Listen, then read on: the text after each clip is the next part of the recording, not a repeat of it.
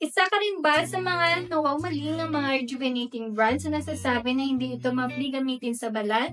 O kaya naman hindi mo na talaga alam ang skin type mo at basta-basta ka na lang gumagamit ng mga skincare products na hindi mo muna inaalam kung ano ang skin type mo. Naku, yun po yung common cause kung bakit nagkakaroon ng irritation sa balat natin kapag gumagamit tayo ng skincare products dahil hindi natin alam kung para saan ang skin type ba yung ginagamit natin.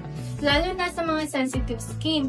Syempre, dapat i-check muna natin yung product na gagamitin natin bago natin ito subukan. Lalo na dun sa may mga melasma, acne, pimples, at possible po talaga na sensitive yung balat nyo pagka nagkakaroon kayo ng ganyan. Ito po may i-recommend ako sa inyo skincare product na very mild po, lalong-lalo na sa sensitive skin. Mild lang po ang mga ingredients ni Miss Lisa gaya ng kojic acid, papaya extract, glutathione, at niacinamide.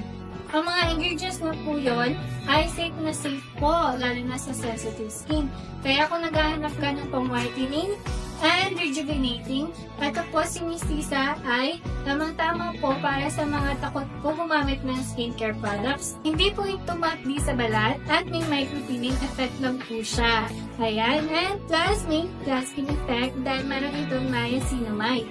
Kaya, ano pang hinihintay nyo? I-try nyo na si Miss Lisa Melasma Rejuvenating Set. I-check out nyo na yan. Ayan po sa link sa baba.